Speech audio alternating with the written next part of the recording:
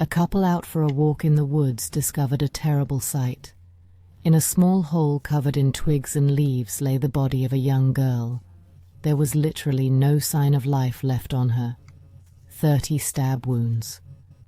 The worst thing was that the coroners later determined that the girl had been dying for an hour. She had run away from the perpetrator. He had caught up with her and stabbed her to death. More than 9 years have passed since the day the shocked public learned of the brutal murder of Christina de Hanover. The girl disappeared on Zung, June, ZW. The next day, her mutilated body was found near the popular Ziab beach. The brutal outrage against the young and beautiful girl caused a storm of indignation among the locals. On June 26, 2013, the Nunja Iful police station received a message from Christina de Genova's relatives that the girl had disappeared, was no longer responding to calls, and was not showing up for work. The relatives immediately suspected that something was wrong. Christina's character and lifestyle did not suggest that it was a case of ordinary carelessness. Family and friends rushed to find the girl because they were worried. The next morning, the police officer on duty reported that staff had found Christina's body with multiple injuries in a wooded area in Ziaba. He said, as part of the investigation and response team, "We arrived at the scene. Traces of blood, clothing, shoes and a hair clip with fake hair were found near the body. When we examined the crime scene, we noticed drag marks, which immediately led us to conclude that there had been a fight for life. The body was found near a forest road in the woods," the investigator said. The police were trying to find out where she had last been seen alive and by whom. Christina worked as a sales representative and was out and about that day visiting stores and restaurants as usual. Her last stop was a summer cafe in Ziaba. Her body was found nearby. Questioning the cafe owner revealed that Christina had not been with him alone. She had been accompanied by a tall young man. Both witnesses had not seen him for the first time and described the young man's appearance accurately, although he had tried to remain unnoticed. This was necessary to establish his identity. Andrei Chernikov, a fourth-year student, matched this description in many ways. He loved the good life, walked wide-legged, spent time in clubs, played billiards, liked to flaunt himself in front of girls.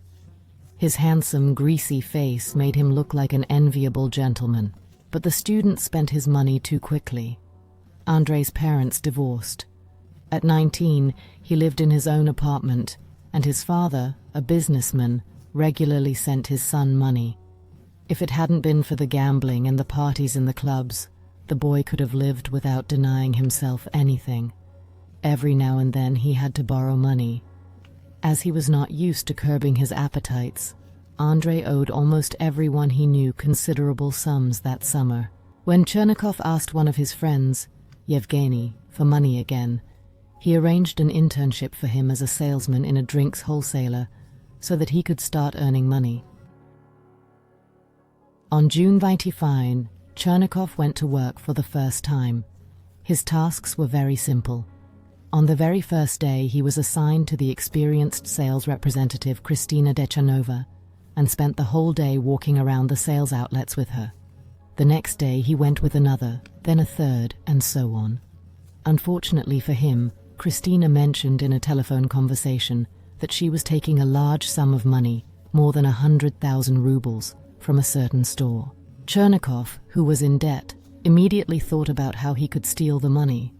On June 23rd, according to Chernikov later in the interrogation, he was not supposed to go anywhere. But around noon he was woken up by a phone call from Yevgeny. He asked why the intern was not at work and told him to call Christina and meet her somewhere in the city. Chernikov called a cab and arrived at the cafe. He was carrying an ordinary kitchen knife in his pocket. According to Chernikov, he couldn't make up his mind until the end, was very nervous and even threw up twice from excitement. At 5 o'clock in the evening, they went to a cafe on Ziaba. When they had finished, Christina made her way into town. But in the middle of the forest, the trainee, feeling unwell, asked to stop and ran into the bushes. When he came back, he was sitting in the back seat directly behind the driver's seat. He pulled out a knife, leaned it over the seat, grabbed the young woman's neck with his left hand and stabbed her. Although Christina had not expected an attack, she did not lose her composure and did not wait obediently for death. She fought back with all her strength and, although her hands and fingers were cut, tried to fend off the knife, jumped out of the car and ran towards the cafe. Chernikov caught up with her twice, threw her to the ground, stabbed her again in the back and neck, but was unable to finish what he had started. The victim fought back violently. It was later discovered that Chernikov had several scratch marks on his hands. The girl lost consciousness due to blood loss and shock. The perpetrator threw the knife away and dragged her into the woods, thinking she was dead. A few meters further on, he found a champagne bottle, which he picked up and hit the young woman on the back of the head. He then stabbed her a few more times in the neck with the broken bottle. When he noticed that Christina was still breathing, he threw his own sweater around her neck and began to strangle her by pushing her back with his foot. The coroner later determined that the girl had suffocated. Christina's family had to mourn her in a closed coffin. The experts and investigators counted more than 30 stab wounds on her body. Nothing was left unharmed. There were even 2 punctures, and the knife had damaged a lung. After Chernikov had felt the pulse and made sure that death had occurred, he dragged the body into a hollow and covered it with branches. He tried to bury the body, but was unsuccessful. Frustrated, he returned to the car. He only found about 30,000 rubles in her wallet, a small sum for which he would not have been tempted to commit such a brutal crime.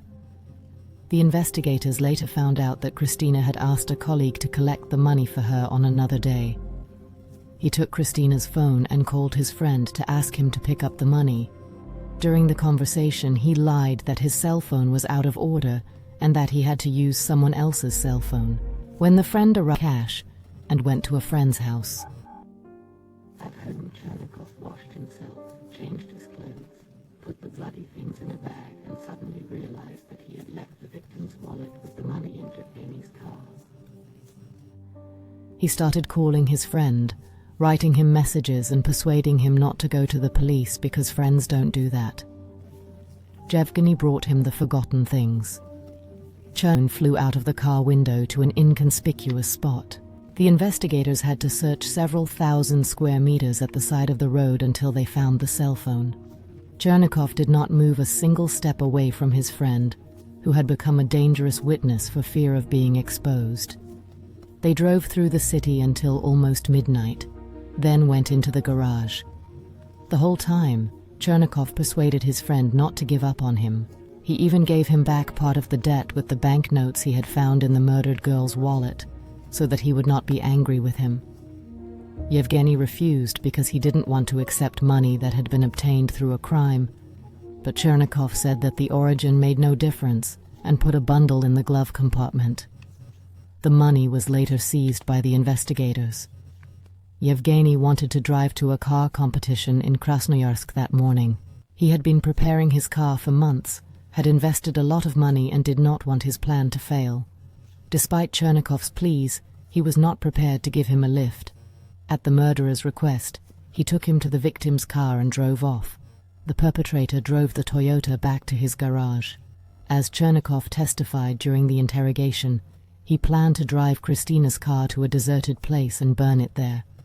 Amazingly, he was somehow convinced that he would not be found. In the meantime, the investigators unraveled the web of relationships between the victim and the suspect. On the morning of June 28th, the investigators called Yevgeny. He had already traveled to Krasnoyarsk. He did not cover up for his protégé and told everything he knew. The investigation later revealed that Yevgeny had called the police. He told them about the crime that Chernikov had committed.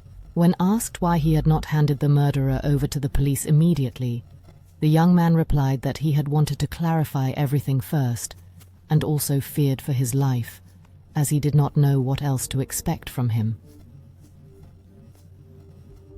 Chernikov was immediately pursued and arrested by the investigators on the same day.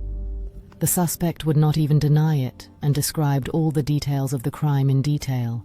He did not regret the bloody deed one bit, was only disappointed that the money from Christina was much less than he had expected, and smiled wryly as he answered the investigators' questions.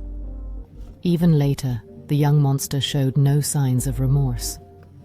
One of the investigators later said, "So much time has passed and I am still struck by the senselessness and stupidity of this crime. The greed for money and the desire to party with friends in a club were worth more to Chernikov than a human life.